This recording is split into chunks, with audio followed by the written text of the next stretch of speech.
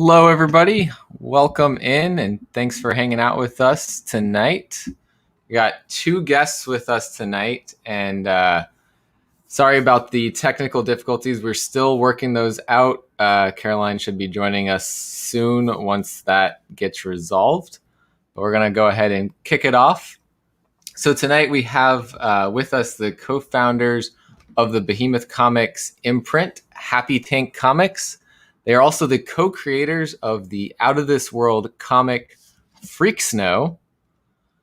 And Freak Snow Revenge is a Drug became the fourth title from Behemoth Comics, breaking the 10,000 plus copies sold mark, and was the first title from the Happy Tank imprint. The second title from the Happy Tank imprint, MFKZ, will cross the 45,000 copies sold mark on the first print. So please welcome to the channel, Kevin Roditeli and Rob Cannon. Yo, dude. Hello, sir. The music was so freaking cool. I was feeling like a pop star going in the ring, you know? I saw you guys. I was thinking the same thing. I felt like I was about to give my Oscar acceptance speech. I was like, am I a Paul brother and I did not know? That's awesome. I saw you guys jamming back there, so I knew you guys were ready for this. I just want to say hi to some people we got in the chat. I think you guys might know who this is. Anna Shadowcat. Congrats for all your work on A Promise Me Darkness. That's incredible. Yeah. That series doing so well. Congrats. Shout out to Jason from Claiming Comics, Mac B, Lewis Shadow Rabbit Clay Guy, Traveling Root Beer, Real Rude 6, Firehawk 2069, and Page One Comics. Hello. Well, thank you guys for coming in and doing this interview tonight. Thanks for having us. It's a pleasure, dude. It's we've interacted a lot on Instagram and been excited for the books coming up from Happy Tank. So got lots to talk about tonight. Yeah, where do we start? Well, I guess let's have you guys tell your own story of how you got into comics or into working in comics. Sure. Rob, start. Go ahead. All right. Well, it started for me as an interest in storytelling, and wanted to make movies at first, but I realized that I didn't have a knack for people management, which is a really big part of being a movie director. So I realized that if you make comic books, you can pretty much do it with a 1 to 3 person team, which is a lot more manageable. And you're not limited by, budget really, compared to films. So I started doing that when I was in college experimentally, and then slowly figured out ways to kind of turn it into a business, and have been enjoying myself for the most part. So, and Kevin pulled me kicking and screaming into the publishing world. So here we are, and it's going pretty well. So good on him. That's the short story. Definitely going pretty well. Yeah, that was pretty short, dude. But if I can go on my side and at the same time add some stuff to rub.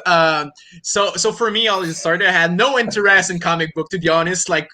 Maybe 6 years ago or 5, 7. I don't fucking remember the timeline. But I was not into comics, and I saw Watchmen by Zack Snyder, the master that created Justice League, and and I'm just saying that for I know you're Rob. But when I saw Watchmen in theater, at first I wanted to be a film director. I still want, but I did something into comics, and because I saw this movie, I understood that comics is more than just punching the bad guys in no content. For me, it was that, because for someone I didn't never consume comics, and you only see the big picture, the caricature in The Simpsons, for example. You're like, okay, people that read comics are just people that enjoys punching Sting, but without substance, And then I saw Watchmen the movie, and I was like, oh, this shit is deep like a fucking Kubrick film. And I had the interest to go to the comic book shop that was the local one, and I did order the graphic novel Watchmen.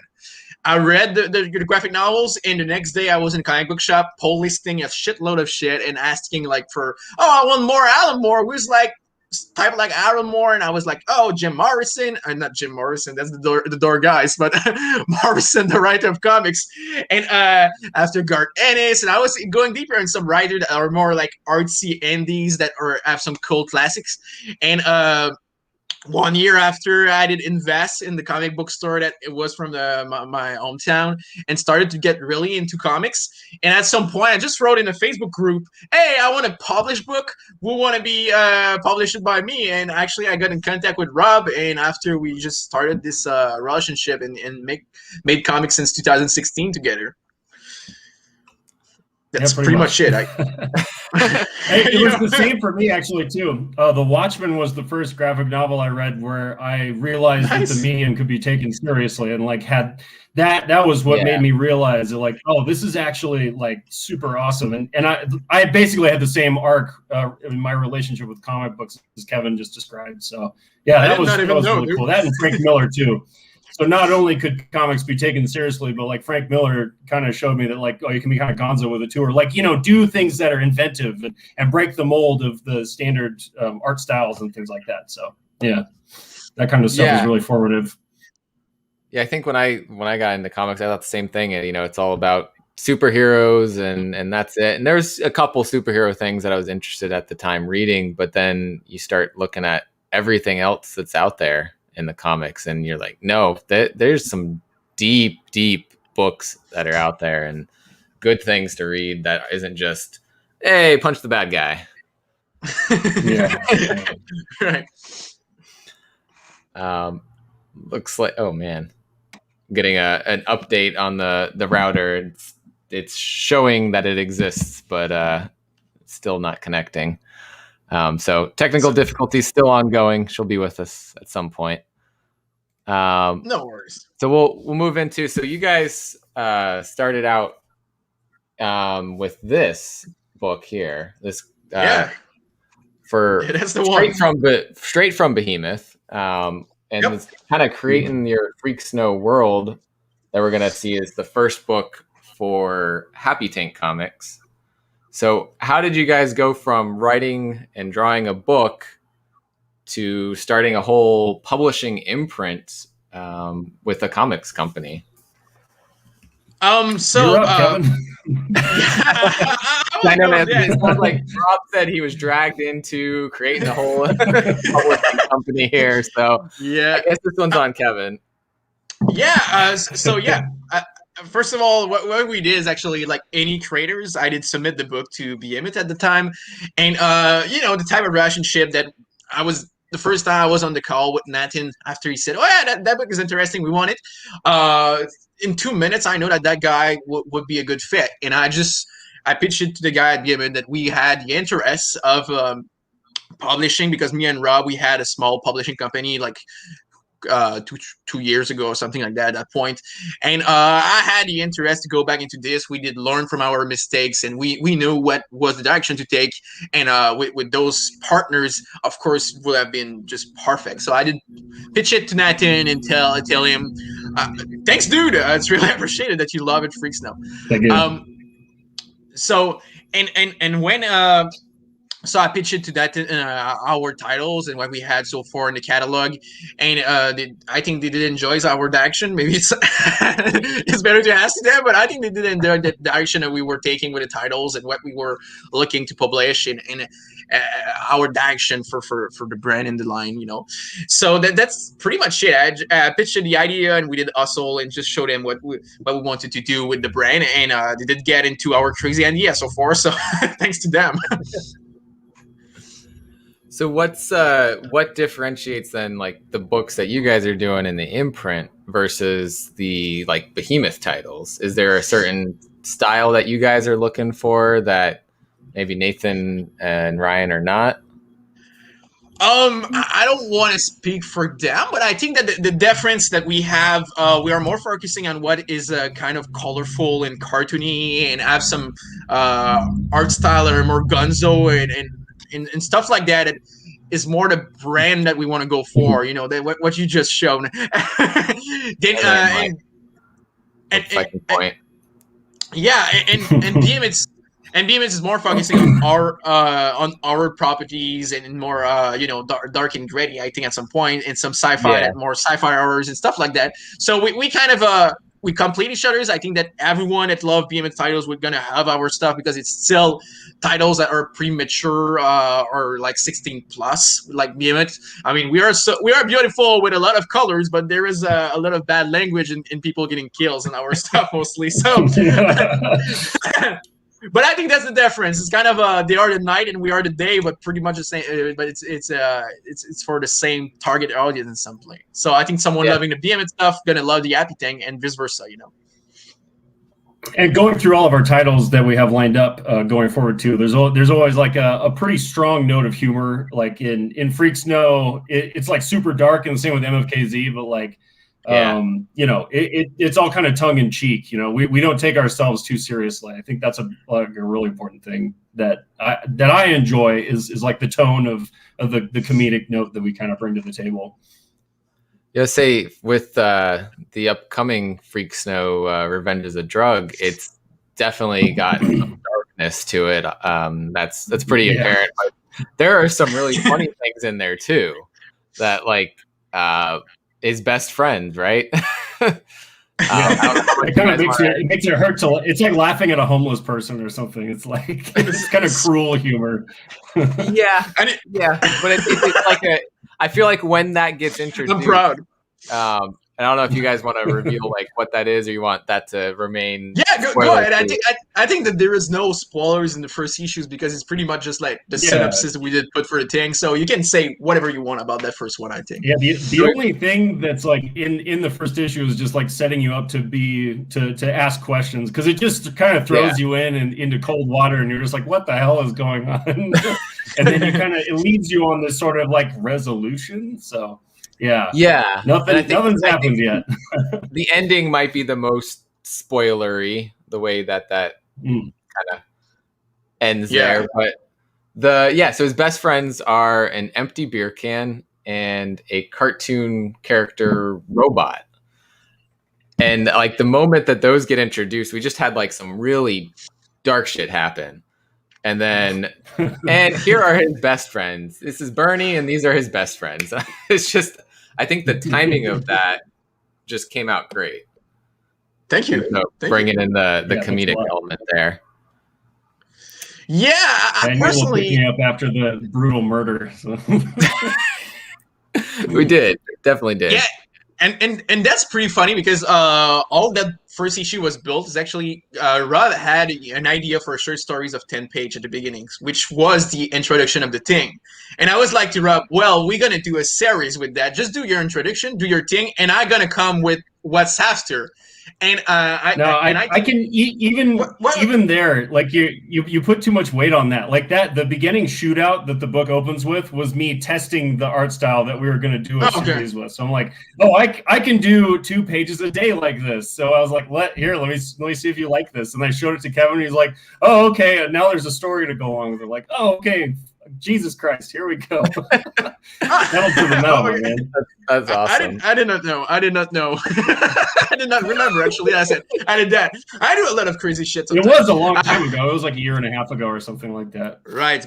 So we've been for some a while time on that. Lots changed. But yeah. But I think, yeah, dude, this series is crazy. Yeah, it's great. Run it's really good. The artwork is crazy and the writing is so great. Ron is pretty, for people that doesn't know Ron, it's pretty much like Todd McFarlane in France. It's a guy that's been around forever. He has his own imprint at Ankama and publishing other guys. And MFKZ in France has been there since 2006. So it's been 15 years that he is making MFKZ comics and never stopped it, And the guy is the same thing as Todd McFarlane, for the French industry pretty much. So it's kind of crazy to bring that guy here. Since my first language is French, it's like my creators that I was looking to at some point in my life before going to the American market. So it's super cool to work with him right now.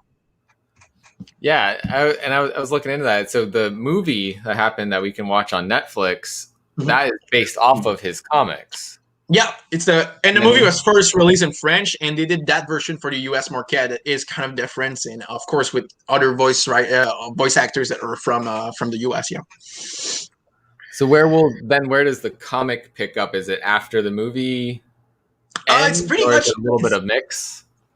So the comics is pretty much like the beginning of the movie. It started pretty much in the same place, and the movie is kind of weird because it's they did force 600 pages of comics into one film, which it's you skip so much element in the movies, and the comics really take time to explain the events. You know, I've seen a lot of critic of the movie that was just like, well, I don't understand what did happen. It's because, well, for the movie they just edited like they just edited so many part of the stories. So with the comics, I think that everyone that did enjoy the movie will even more enjoy the story, because now you understand every fucking thing happening in this shit.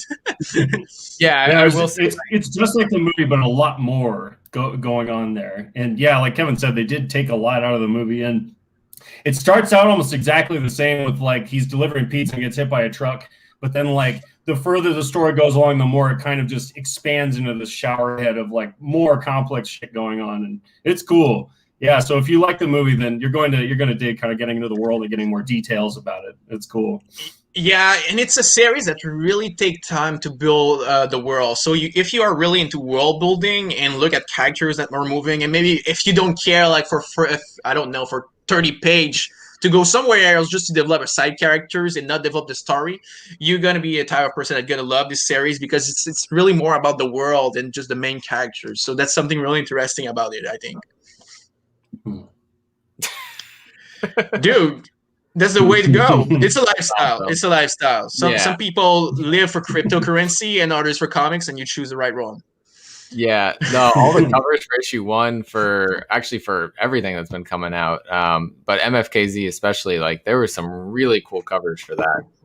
And then you get an exclusive one with there's a shop in Canada. Is that your guys' shop? Farside, probably. Farside Comics. Yeah, I think that's who it was. That was that one is pretty crazy. Cover, I think. Ryan Brown, yeah, he is a really cool artist, and now we are working with him on some main covers for our books as well. We did 2 covers with him at First Sight, and we're like, oh, dude, you need to do covers for actually us with the Diamond release. So for our fourth series that we're gonna start, you're gonna have like one of the main covers distributed by Diamond, because he is so freaking Kevin great. sent me one of those exclusives. I was like, I thought it was an exclusive. Like, that's a Farside exclusive, right? He's like, no, it's a variant cover. I just stole their artist. I'm like, oh yeah, good call. He's awesome. That's awesome. I mean, that's a good way to find a good artist, though, to be your cover artist. Yeah, I think that's the second one actually, because we got the other guy doing one too. I guess are we naming names yet, Kevin? I don't think we've dropped our 4th title yet. No, it's supposed to drop this week. Okay, you said that last week, so I just wasn't sure.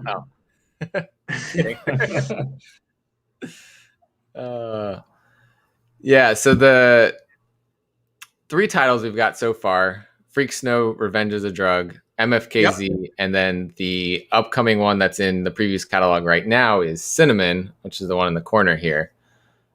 Which that one, I think when Nathan told me about it, I was just like, yes, 100%.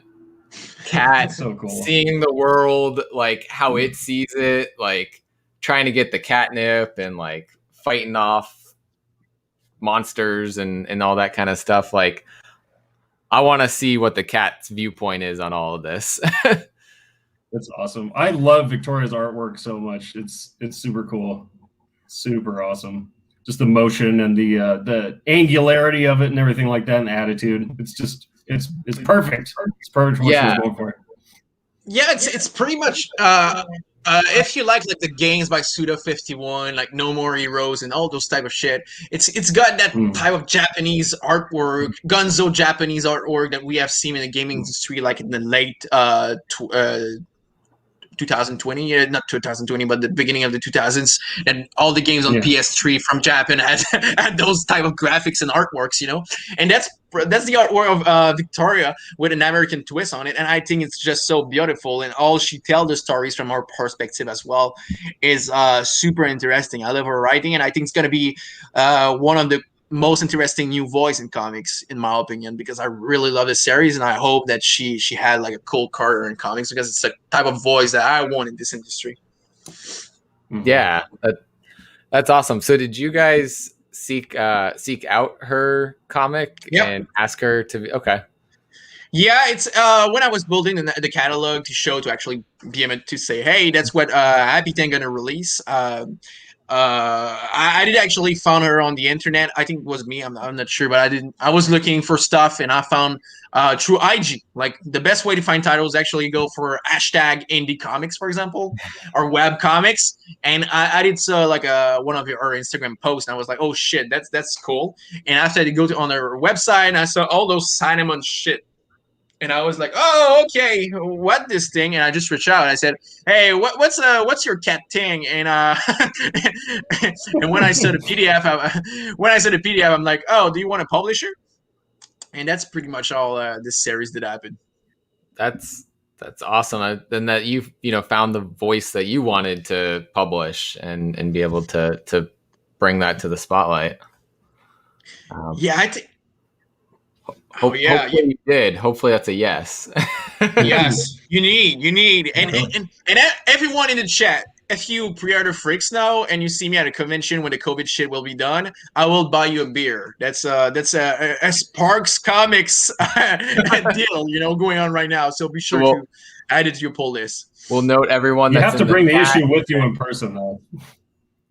There you go. Yeah, you need to prove, and then you're gonna get a beer. And a screenshot of the fact that you were in the chat, and there's the beer. And then you got your $3 gift. That's a lot of work for a beer. That's a lot of work for a beer.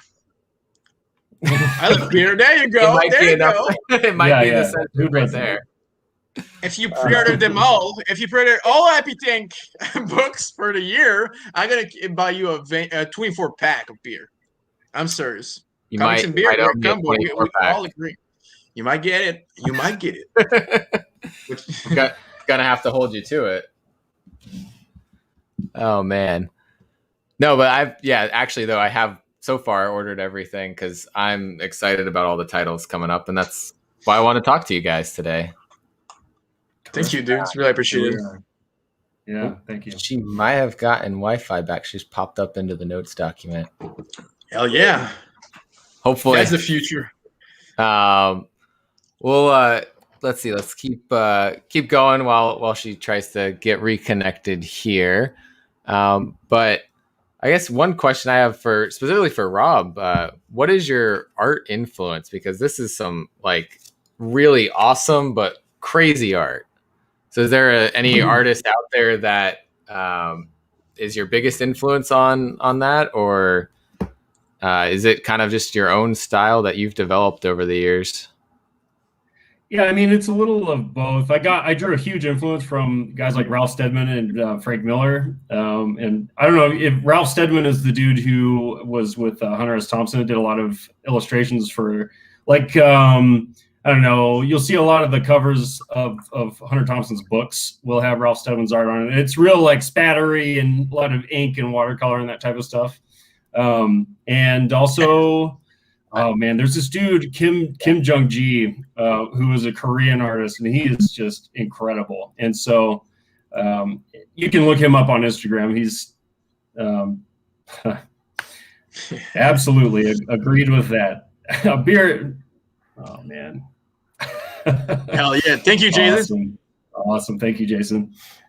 Yeah, so it's just that kind of stuff. And yeah, it was just me honing my own style and kind of trying to figure out what worked and what didn't. And also like with Freaks now, I've talked about this on a few other podcasts, so I apologize to anyone listening if this is repetitive, but something I wanted to do that gave it a pretty unique look is like that the backgrounds are painted in watercolor and the foreground is done with just the inks, and then the coloring is all digital, so it kind of looks like it's like a cartoon or something like that in that way. So that was one thing I did to kind of bring out make it even weirder looking.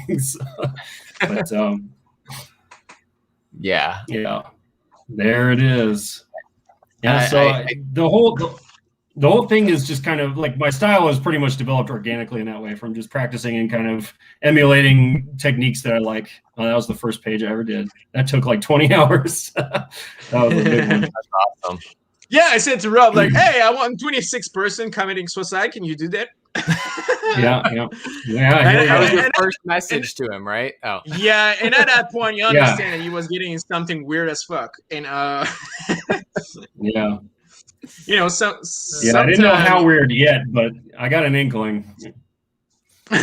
so speaking of, how did you come up with the idea for this world?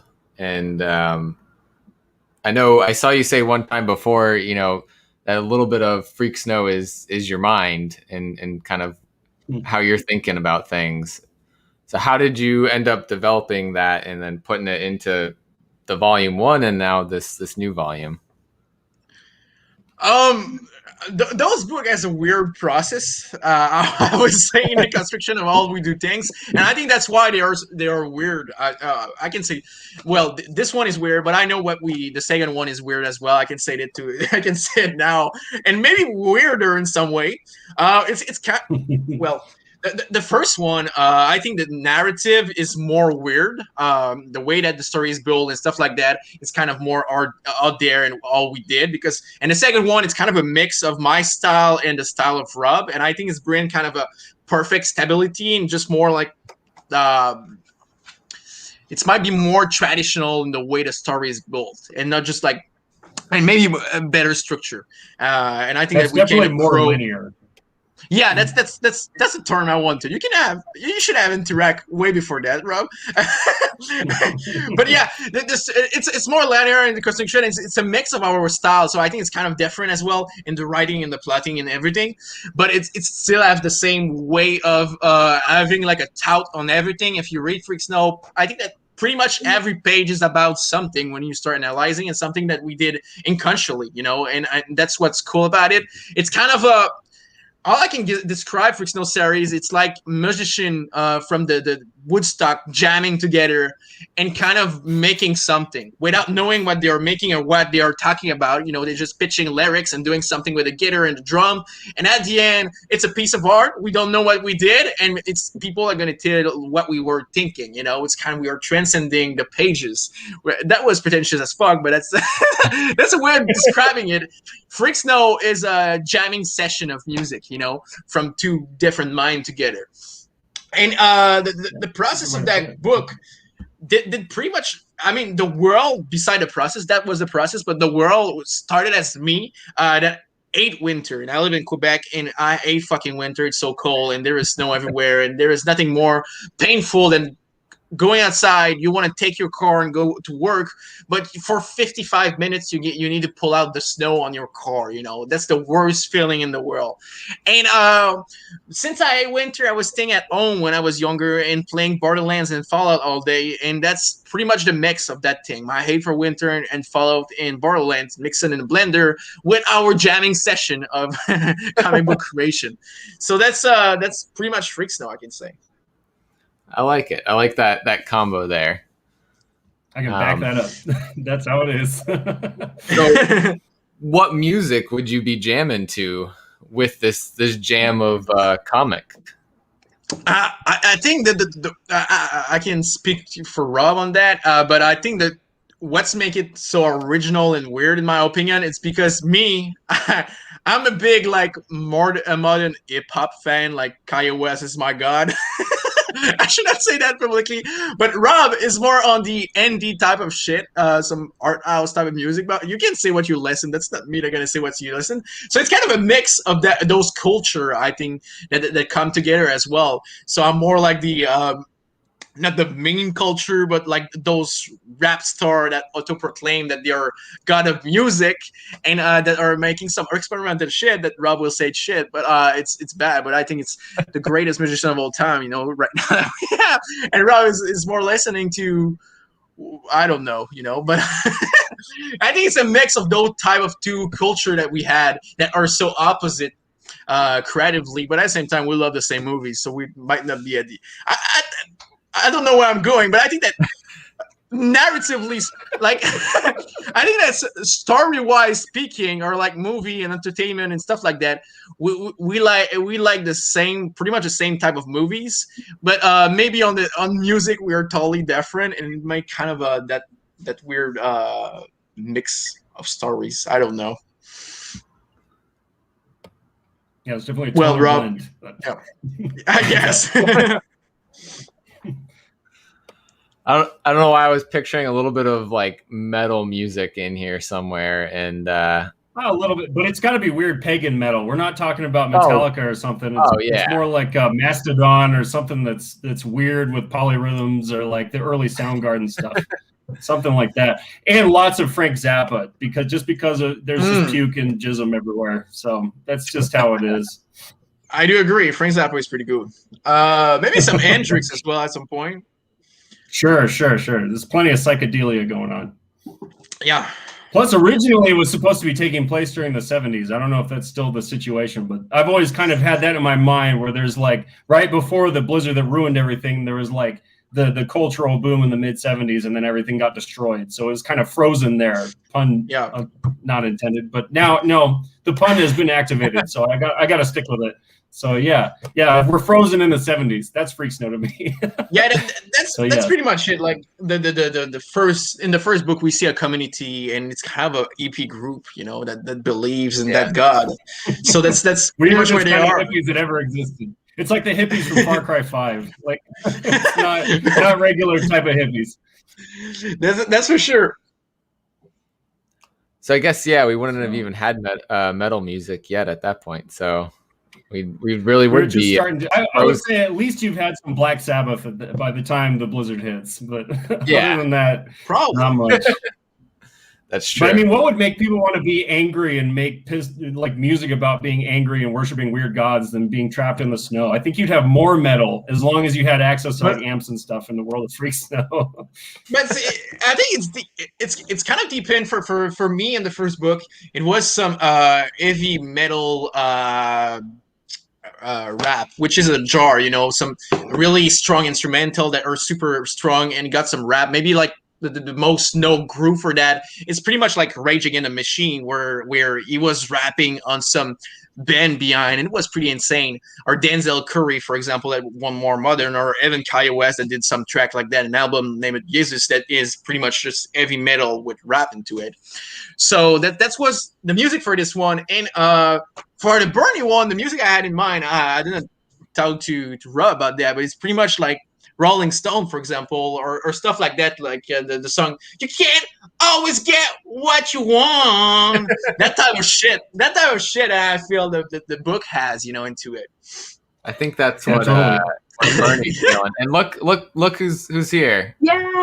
Hey! I make no promises that this is going to work. And she's back. And she disappeared. No, I'm kidding. Bye-bye. Don't say that. Oh. No guarantees in life. Wi-Fi is one. Looks like it's all working now. Welcome back. We'll use that to transition to a question from the chat. What sets Behemoth Comics as overall apart from the other indie publishers?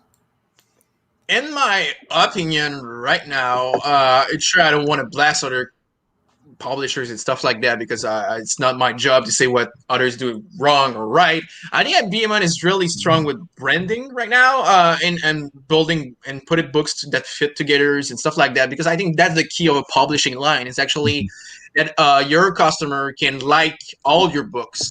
And it's like there is a lot of creators, a lot of publishers, that's the problem they have. It's just like, I'm looking at their catalog and I'm like, well, I'm not interested in that kid books or that fantasy book. And after you just release like an rated or horror thing, but you just released 3 kid books just before, so it's kind of weird, and you don't feel like you.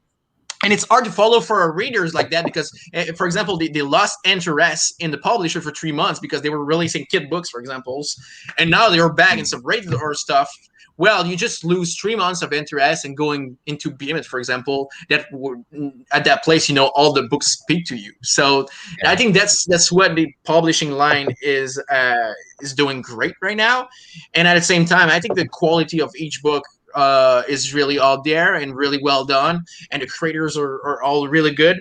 And I don't see any book so far that has like flaws or that the quality is really down. You know, sure that there is some stuff that kind of clash with me or more. That's totally normal for anyone. But there is no book that I've read from the brand that I was like, oh, that's fucking bad. You know, which I did at other publishers so far. You know, that's what I can say. I would agree with that. And like Kevin, I definitely don't want to speak for Behemoth, but I definitely feel like they have a clear idea of what their branding is and the type of books they want to be putting out, and they're doing a good job of curating, you know, great talent to put all that together. Right. And I think of it as kind of like going to a restaurant. You know, when you go, if you're in the mood for something, you want to get some pasta or some pizza, you go to an Italian restaurant. And if you get to an Italian restaurant and most of what they got on there is Mexican food, like it's not bad necessarily, but it's just not what you're in the mood for. So, you know, you want to be able to expect, you want to be able to kind of predict the style and type of books that a publisher's putting out, so you can kind of like, in order to be their fan and be faithful that they're going to be doing things that you're interested in. So that's kind of how I see it, and I think they're doing a great job of that.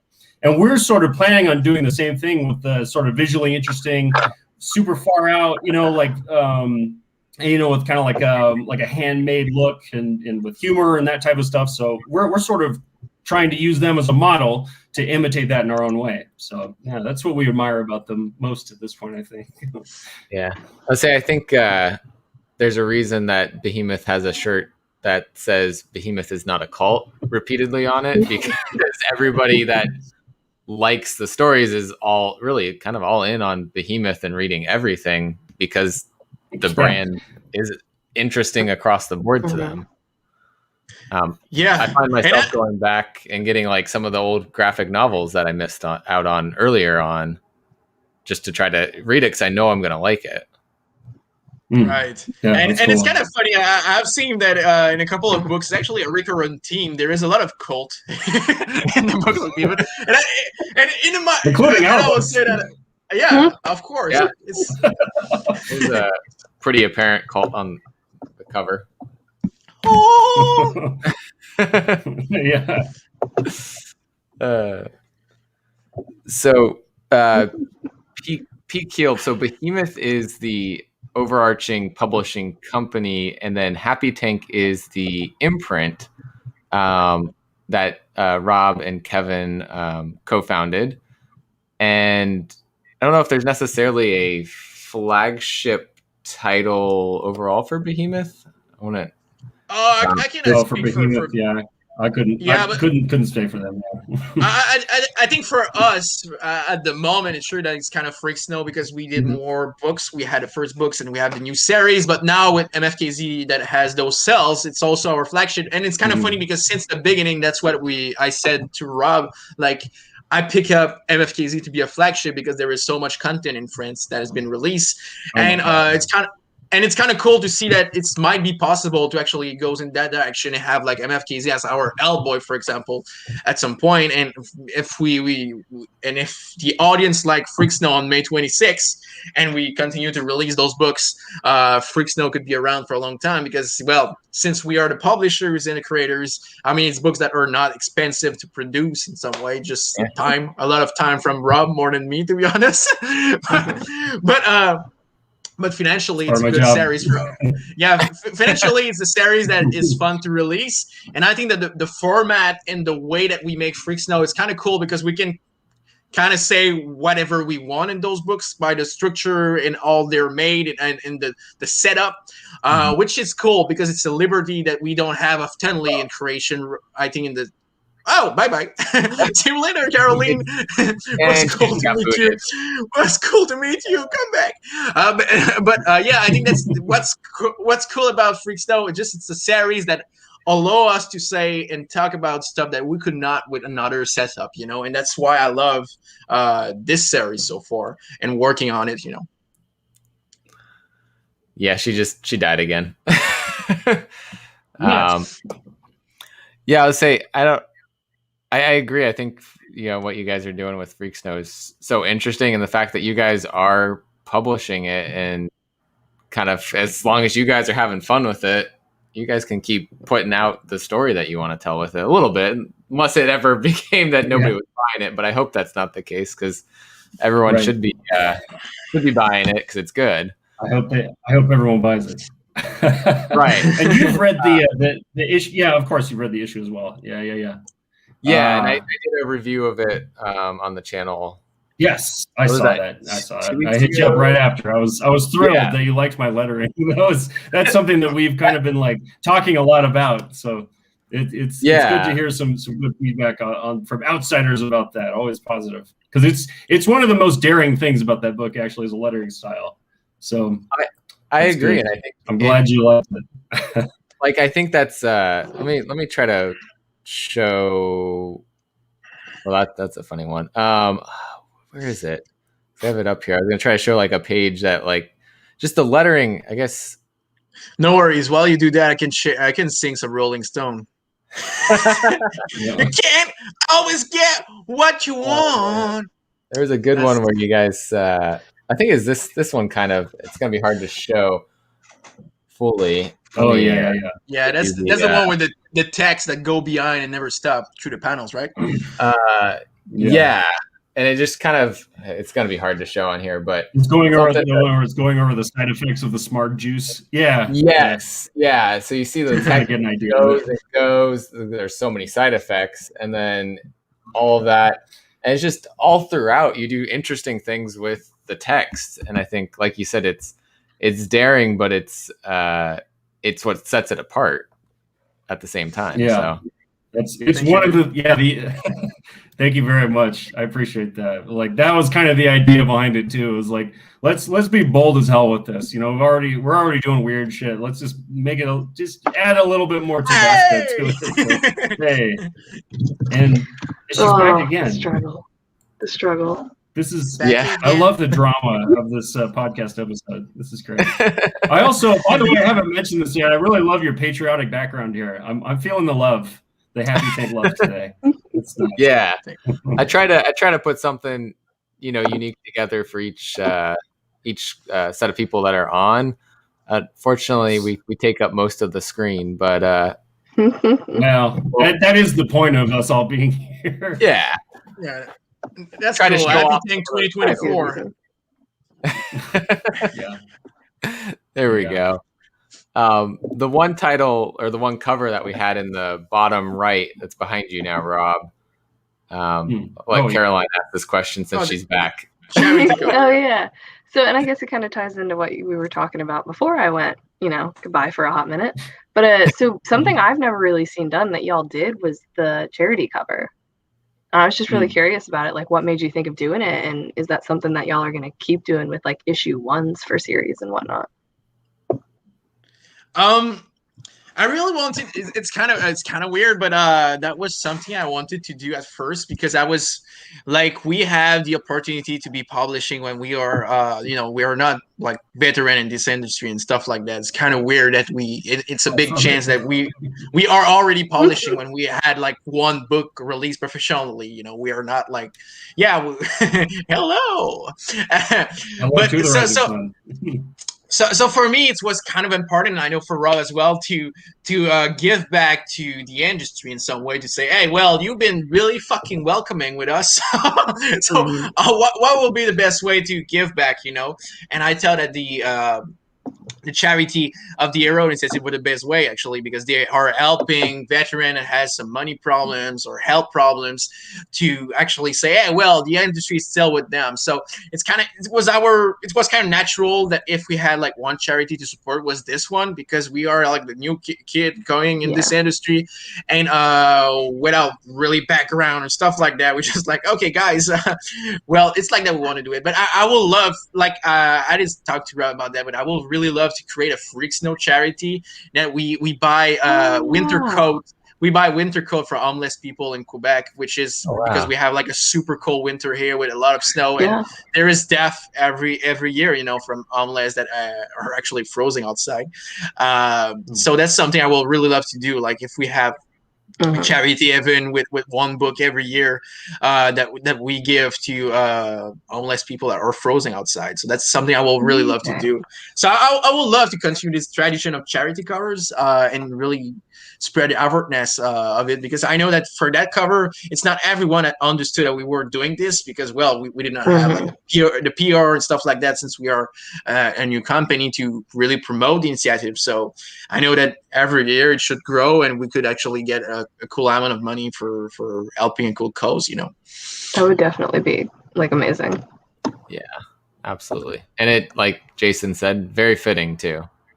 Yeah, right. So that's why that's why I wanted something that fit. And I was thinking like if we do like a winter edition, I will really love to go like some like to give somewhere that's super hot to kids, some slushy and stuff like that, like having like we go like in poor neighborhoods with like an ice cream truck, and we just give ice cream away. And that's the charity of the summer. Like we go in poor neighborhood and we give away ice cream or some shit. You gotta that do will a be Freak super Snow cool. Christmas special. Yeah, I don't know, but it's something I will really love to do, because it's kind of obvious with ours. It's fit with Freak Snow, and at the same time, it's such a weird book that it's cool to give away stuff in a weird way, you know, that other charity will not be doing. But I mean, those people are frozen outside, so it's kind of natural to give a winter coat. But it's kind of, I think that charity is always super bureaucratic, and it's all about the money. But sometimes just giving a winter coat is actually the greatest charity you can do to some homeless people, you know. So that's outside of the box. We want to think with Abby Tank. Never stop doing that. I'm totally with Kevin on this. Yeah, and I think it would be great to continue doing the cherry cover thing as well, because it definitely has been a really good experience to go through that and have that available for people. It's pretty awesome. Plus, it feels good, so you got that too. So would you want to do that Freak Snow, like, would it be just based off of Freak Snow issues, or would you want to create like an actual charity called Freak Snow?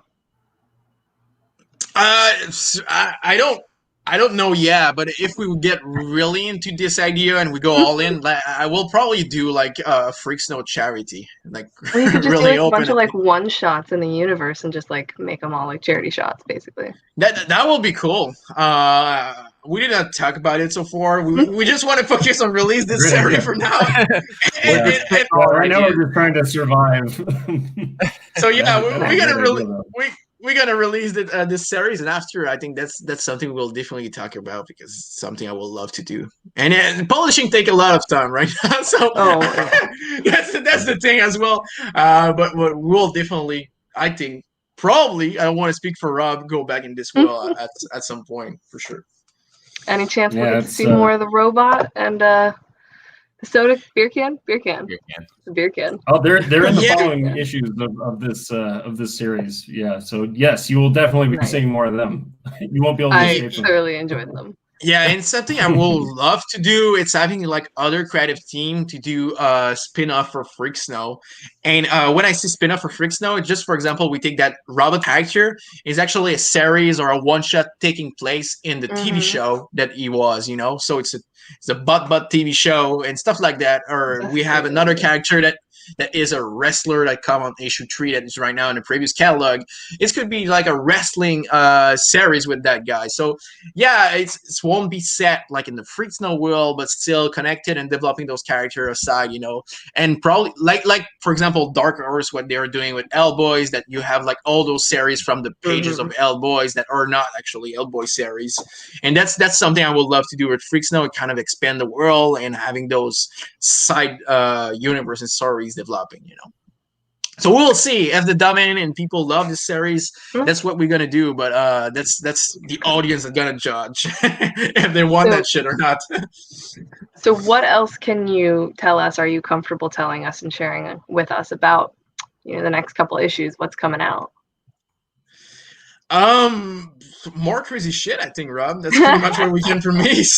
Yeah. I'm okay with that. The second issue opens with like spoilers, so I can't talk about it even a little bit. So you're gonna have things like getting weird right off the bat. This is a pretty good ending to that first issue, and you're like, okay. I'm glad you liked it. It just gets weirder and weirder as each issue goes on, in a good way. I hope. I'm here for that. I think you guys enjoyed watching the blood. Like, I think you'll be into it. So, yeah, if you did like the first graphic novels, I think you will like the ending we're going for, because this ending is super. It's the two books are super different in the tone, in the artwork, but I think that both ending kind of finish like that, and you get why we did this story. They are really tied together, and they fit together, and it's get the free snow twist that you had in this one, which I think you since you love it, the first book, you're gonna love this series even more at the end. And we're taking big risks, I think, on the end, but I believe it's gonna pay off. And I think that, again, on this book, we did go into a message of love, and so that's kind of cool. That's the idea with Freaks now, and I hope my entire career of writer, if there is a career of writer for me, it's something I want to do. I know that my ideas are all over the place, super dark, like on the first Dark Read, but at the end, I think actually that's my intention. All my stories are about love, so that's pretty much what we do. We take some freaks that does not understand anything about living in society and stuff like that, but at the end, what they wanted is just love, and that's the same thing for the second series, like in the first one for Krellix. I feel like that's a pretty easy concept for people to relate to. I guess, because I don't want to be spreading bad shit. There is enough bad shit in our world. So, yeah, let's talk about the cool shit and have fun. Like, it's not happy ending cliche that we are doing. It's just like we far from that. I think that our stuff is super anticlimactic each time, but we I think doing it in a way that make you think, and at the same time make you think in the direction of love and opening your minds to everything's going on, and not being stuck with the idea, even if you're on the good side or bad side, and what you think, whatever side you think you are. It's not a book for the left, the right, the middle, or whatever you are and where you are. It's just like a book about love, and I think that we share all something in common as human beings. It's at some point we love someone, or we love someone, we love our family. That's the thing that every human being share and should share, because at the end, I think we are one big society, and we all try to fit in and live together in some sort of freedom. And well,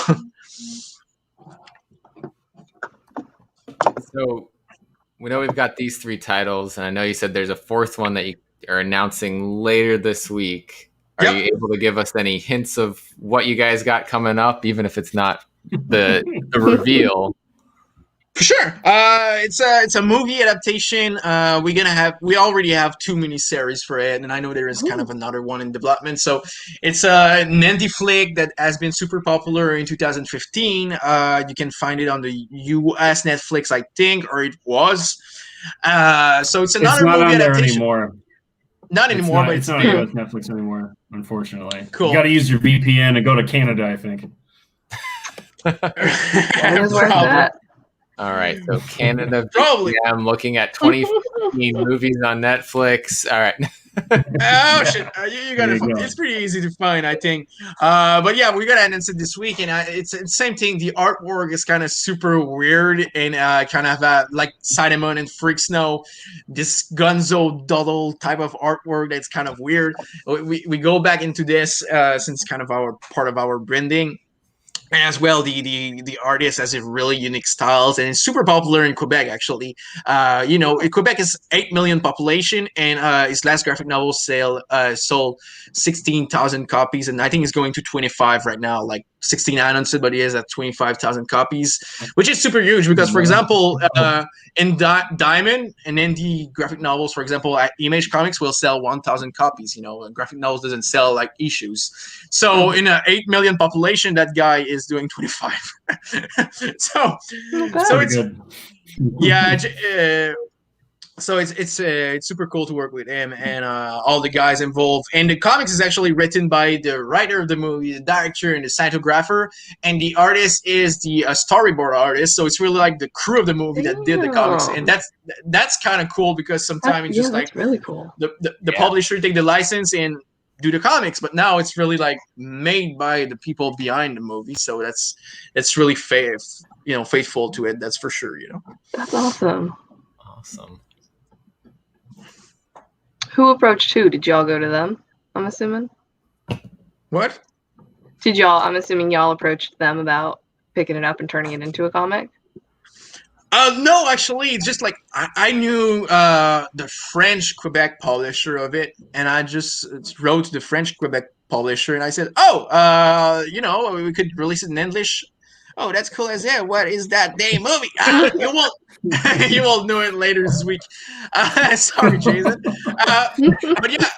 But yeah, I knew the French publisher in Quebec, and I just said, yeah, we need to release that in the US. That the movie did really great on Netflix. They got the numbers and shit. It's super, it's well known in the US. So we need to release it, and that's pretty much it. All that's happened. It's been super easy, and the team is super cool. So I think people are gonna love it. That's amazing. Congrats. Yes. Thanks. Thank you very much. Really cool. Forward to the announcement this week then. Mm-hmm. Yeah, we are too, so we can actually talk about it instead of right skirting around it all the time. It's all right. It'll be revealed in good time. Yeah, that number one gonna be released in September, so it's still in a while. That's why we are keeping the announcement for longer than we should. Yeah, gotta build it. Yeah, exactly. Do you guys have any other new titles planned for later this year yet, or you're still working on some? I need to talk to Nathan for that, but I think we're gonna have like a fifth series that's gonna start in 2021. That one gonna be a created honor one. It's gonna be probably by I would like to say it, but I don't want to say stuff before we schedule. But yeah, all right. We got a series that is so good, and it's kind of a mix between The Boys and Watchmen that we just actually signed. So we're kind of moving the schedule for it right now, and it's by an artist, a writer artist that has like a movie adaptation on Netflix from one of his graphic novel. He did a series at Dark Horse and Image Comics. I think he got like 2 series. So it's super cool to bring it, and it's really, really good. It's like a mix of The Boys, Sin City, and Watchmen into one thing. I think it's the series that readers gonna love, and speculators gonna go crazy because he already have the movies, and I know that's the type of VPs that streaming channels and stuff like that are into right now, of those superhero dark and gritty series. So I'm sure this series is gonna do well. So I want to release it fast because of those reasons. Yeah. This one's one of my favorites that we have so far. It's really cool. I'm super excited about this one. That's awesome. Nice. That description has me really excited about it. I had no idea what it is, but that mix and that matchup, I'm there for it. Yeah, it's pretty cool, and all the kind of flashback as superheroes are done in because the artist got a release like a style that is super inspired by Frank Miller. So all the artwork is the artwork from the past is super like 90s Frank Miller in black and white. And when we go in the presents where the superheroes are actually old, it's like at the Watchmen time, for example. It's in color and more today type of artwork. So it's super cool. All the books is built and it's really taking its time. And the main character is kind of like Morph in Sin City. So we follow that guy that is that old big guy that is just like retired from being a superhero, and now he is a bouncer in a strip club. So it's got that Sin City vibe all over the place, and it's super cool because the artwork sounds so similar to it is. So I'm super excited. I agree take my money. I said it's second. I second. I said the same thing when I received the PDF. It's the type of shit that, you know, that you send a contract directly, and you're like, oh, okay. You're like, and I'm in. Whatever Like, I'm happens. ready to I know, buy my own it took comic. us less than 24 hours to have that one signed. We're just like, Kevin's like, yeah, what do you think? I'm like, yeah, let's do it. Let's go. That's good when you immediately are like, yes, I want to publish this. Yeah, because in agreement too. No talking about it. It was just like, yep, let's go. Yeah. You're both like 100% yes, we're in. Yeah, and I think that's something really interesting as a publisher, because, well, you need to be passionate about what you're selling, you know, and it's gonna fail if you're just like, oh, that's another title. I don't give a shit, but I got that thing to release, you know, and that's a problem for any type of businesses. If you're not like interested in your own product while you're selling it, or all do you want to sell it? You know, there is no way that you can sell something that you don't give a fuck about. So it's important, I think, that everything we publish, we are actually fan of the creator and the property. Like well, Freaks know it's our own thing, so it's sure that we're a fan. You know, we no, we better be. I mean, self-loathing comic producer. I think when you create something you love. That's the first. You need to create something for yourself first, you know, and not create something for the audience, because it will never work, because you cannot put your passion into it, and after the audience gonna get into it because you did put so much passion in your title because you were in love with your content while creating it, you know. And after Cinnamon, when I saw the artwork and reading the stories, I was like, oh shit, I felt in love with the style of the artwork and the way it was written, the way that Victoria and the way she's seeing the world, and she has a totally different perspective from me, since, well, she is a female writer, and just like having like a female perspective on stuff, it's always different, you know, from a male writer, for example. So it's something I find really interesting to have in our lineup, to have different creators from other sexual orientation, from other race, from other gender and stuff like that. It's something super important for me, because I think that in all those movement and stuff like that is super important for me. I want all the type of voice in my shit, because, well, I mean, we did watch enough movies and enough stories by white male, you know, and stuff like that. You know, we heard all the stories. I do agree at that point. So it's kind of cool that we have the opportunity to, as publisher, to bring more voice that for years did not has their place to speak, you know, on the public place and tell their stories. So for me, it's kind of cool to have this position to say, oh yeah, you want to do like a LGBTQ cat stories, no problem, come with us, you know.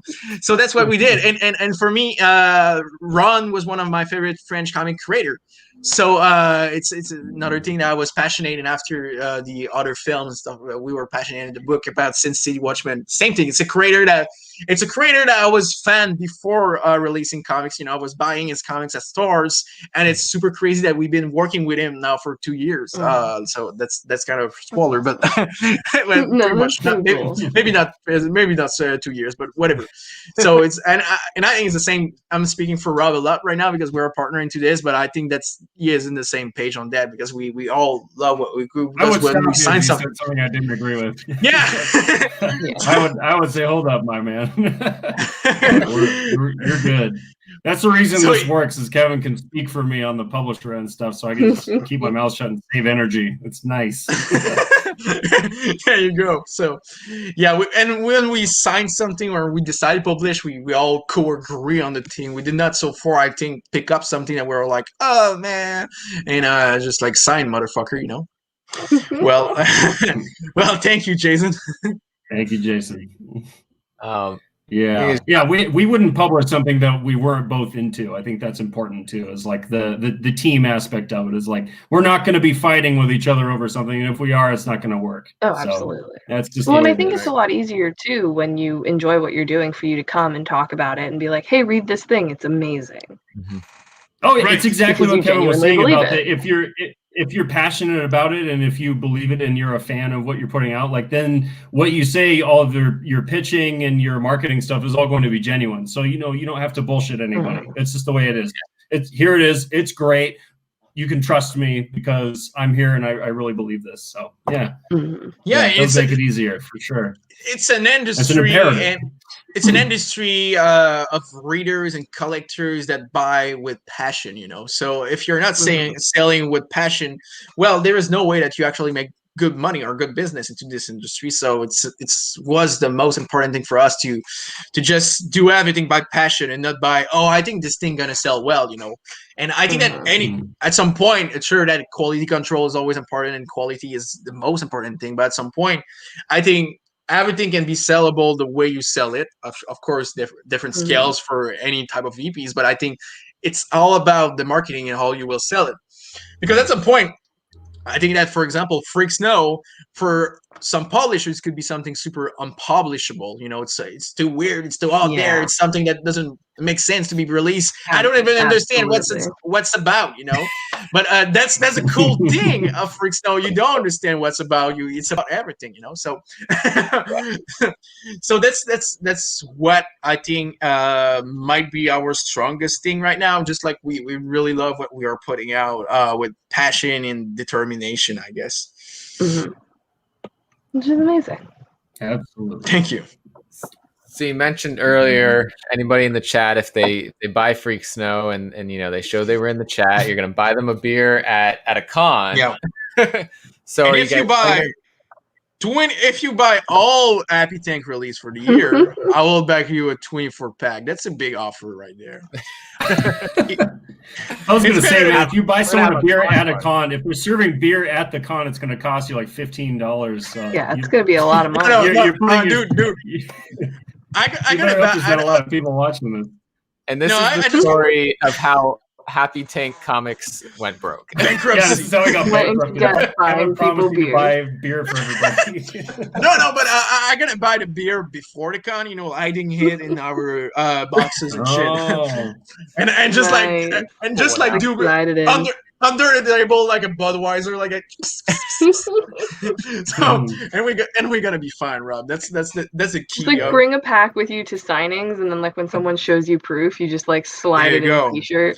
But that's something I really. Now that I'm keen to your strategy, all right, I support this. We'll be illegally distributing alcohol to our fans, and people are really going to be into that. It's super anti-establishment. I love it. Now we're anarchists. It's everything Behemoth stands for. Yeah, I know. Really. Yeah. But something I really want to do, because I don't really know all alcohol system and shit like that work in the US, but I know I can do it like in Quebec. But I would love to do a Smile, like the Smile is the beer and Freak Snow Revenge is a drug, actual beer, like make a partnership with a microbrewery and like a craft beer that is actually a Smile beer that we can have at cons. So cool. For the cons that allow us to sell alcohol, and I'm sure that there will be a lot. Actually, there is a brewery in Sacramento called Hoppy, and their logo is just a smiley face. So I don't know. Oh my god, yeah. Maybe we could just like get a side brand with them. Everything they do is IPA though, which I hate. So I don't know. We'll see. Yeah, I was gonna say I know no IPA. There, so I can talk to all them. of the stouts. Yeah. Cool. We got to have some stouts for Freak Snow. Oh, very good. Very good. Nice. Maybe more like maybe like a blonde 4-person beer, like really like lager style, because you know Barney is an addict, and an addict most of the time gonna drink more. You're gonna be more on those type of drinking beer that you take a lot of them, you know. That's true. It's more of like a Bud Light, like yeah. I don't know. It's piss beer, but the happy their Smile beer is piss beer. That's true. So we don't want to. There you go. Yeah, Natty Light. Yeah, it might be that bad. It's either that or Bud Light. So yeah, for sure. We can't get carried away with the fancy quality of Smile beer. But we got a stout as way to go. But man, I do agree. My favorite beer personally. I'm super gay. I'm a gayness type of dude, so I'm also red. You ever put in a milkshake? You stir some ice cream up with Guinness? That is amazing. That is really. I never did. Oh, you got to try it. Even if you don't believe me. I don't believe you. Do not believe you. No, you have to try it then. I mean, you really do. I'm sure I'm gonna love it. Sours and like gozes. I'm not over here drinking hoppy beers. Yeah, they're delicious. I want my beer to taste like a fruity cocktail. Thank you very much. That's the way to go. You should try like a blonde beer, and you put in it like a strawberry soda. It's really fucking good. Ooh, I actually just had a strawberry blonde beer, Sounds so good. but strawberry soda with that makes it even better, probably. Yeah, it's pretty cool. Sounds so Yeah, good. and another one is really good. It's a blonde beer, but you put a pickle into it. It's really Oh my actually God. good to have a pickle in your beer. I'm serious. Okay, I can try that. I can absolutely try that. You need to. What? And did you ever drink a White Russian? It's actually my favorite cocktail. Ugh, no, I'm lactose intolerant though, so there's also that. Okay, yeah, don't try that. It's not a good idea. No, So, Don't try that at home. so it's actually like vodka. You got some. You got milk into it. You got coffee liquors and some Tia Maria. So it's kind of it's a glass of milk with some alcohol into it. So you're sure that you're gonna puke. But but before the puke is actually really Your good. So you 21st need to- birthday cocktail. Oh yeah, the Black Russian is good as well. Lord. Firehawks. That Oh, does good. not good. sound like a good Jesus, time. Kevin. What is that like? Giving out chocolate bad milk? advice. Chocolate Yeah, milk but- is good, but it's still but- milk, y'all. Dude, anything with Russian in the name could just be dangerous. That's something you need to learn. Oh goodness. We got on talking about all this. What I was getting to Lord. was Yeah, are you cocktail guys talk with checking out Happy any Tank. cons? Oh, any cons? With Are they them still coming, doing starting those? to Yeah, they're coming back. sort of. Oh, okay. I've got Oh, my sure. head buried in InDesign and Photoshop files all day long, so I haven't been looking out for that kind of thing all that much. But Kevin, are you looking at any cons or anything that we could be going to in any sort of future, I like guess the Oh, fall distant seems to or be when they're otherwise? starting to come back. So yeah, Mm. right now I know that in Quebec we're super late, like on vaccination and stuff like that, compared to the United States. So here there is no complaint until next year. 2022 is when it will start. But yeah, I've seen some cons at the end of the year. I know I might go to the New York Comic Con. The New York Comic Con, if I'm not wrong, they said Nice. yes, we're gonna do it in October, which is kind of weird because I knew like in the U.S. that was one of the worst places with COVID shit, New York. So it's kind of weird that they are doing it. Yeah. But I don't know where you are in the vaccination and stuff like that. To be honest, I kind of closed my CNN for like 2-3 months. But I was tired Yeah, of good idea. looking at the Probably news. smart. It's like when the Trumps I got it finished, I was like, okay, now for the news, I'm gonna close it for like a year because I'm tired of all this shit. And I think it's a lot of people did the same. So I don't know the U.S. vaccination right now. So, but I've seen that New York Comic Con is going to do one this year, and I will really love it. I know I'm getting my COVID shot next week, the first one, and the second one going to be like in August, beginning of August. So I should be able to travel the border. The problem right now is the border are closed for Canadian to the U.S. or Yeah. same thing for U.S. to Canada if you did not Yeah. get your 2 shots, of vaccine. Mhm. So after my 2 shot, I will be definitely traveling to the United States. Now, I will actually love to move there actually for all the comic book stuff. Just make everything more simple, than staying in Quebec all the time, or just like probably to make it more simple now that no Canadian citizen shit governmental is lessening. But I would love to do like the 6 month thing, or like 6 month minus 1 day in the US and after 6 months in Canada, and probably like my winter in the US and my summer here, because summer is pretty cool out here. You're So gonna run like out that, of, Freak Snow inspiration then. right? And like that, I don't need to go through all the visa and all those shit that you don't want to deal with. So that's pretty much the idea. And I still love my Quebec in the summer. In the summer, it's a really cool place, but in the winter, I will prefer to be like in California or Texas. Yeah. Awesome. I know we're past the hour now. You guys have anything else you guys want to plug for Happy Tank, for Freak Snow? I know Freak Snow is coming out May 26th. I think that's the right date, right? Yeah. Yeah, that's the Wednesday. So May 26th, Freak Snow Revenge is a Drug is coming out, issue number 1. Yep. So we got a number one, and after it's a 4 issues miniseries, so it's always the last Wednesday of the month. They're gonna have like a Freak Snow release, and the Happy Thing release are always like the 2 last week of the month. That's our slot in the Behemoth catalog.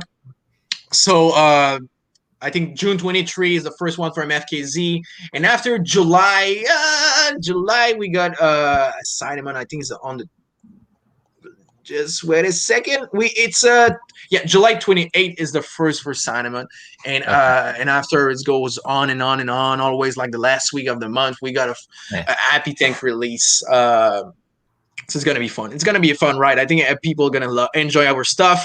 We're trying to release stuff that are out there, different. And like someone said in the chat, my description I did put for the Twitter or something like that of Happy Thing is the wildest release on the shelf or something like that.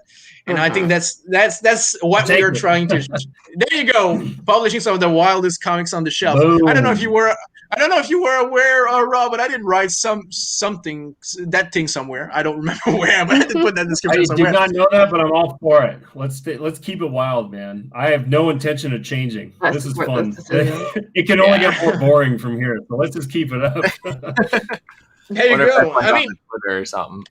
I mean, we all had like 2 years of being bored at home and doing nothing because the pandemic and stuff like that. So let's release some wild shit that can entertain us and just getting back into the normal world. Make some exhausting books for you to get tired while you're reading. You have to put it down because you just can't take it anymore. That's what we want to produce for you all, our readership. There it is. What do we got? Oh, it's on Twitter. It's on Twitter. I did wrote. Hey! No, there it is. That is the headline of our Twitter. That's terrific. There we go. Twitter. That's awesome. That's great work, Kevin. I'm really glad you did that. Thank you. And then the end of this month is the cutoff for Cinnamon #1. Yeah, MFKZ #2 and Freak Snow #3. MFKZ #2, we continue the wild ride.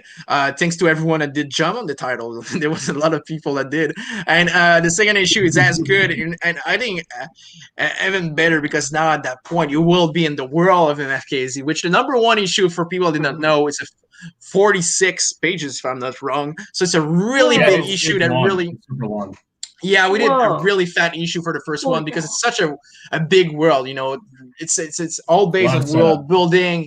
There is a lot of characters and stuff like that. So we really wanted to be sure that this first issue had enough content for you to really jump into it and feel comfortable. You know, I think that's a problem for some books that are like 20, 22 pages that has like a really big world building. Just like the first issue doesn't feel like you have learned anything and you don't get into it because of that, which is probably like one of the coolest comics you ever read, because the first issue had too much world building but not enough pages. You did not get into it, and that's something we did not want to happen with MFKZ. So which is not like Freak Snow, for example, that is totally, and it's different than Freak Snow. Freak Snow, for example, it's a franchise that we did build on character, and this one is built on the world. So Freak Snow, we can make small issues and stuff like that because it's all about the characters and not the setting. You know, the setting, I think, for Freak Snow most of the time could have been, for example, a volcano, and will not have really changed what's going on because it's really character centric and developing our characters. You know, same thing that MFKZ is more about the world and everyone around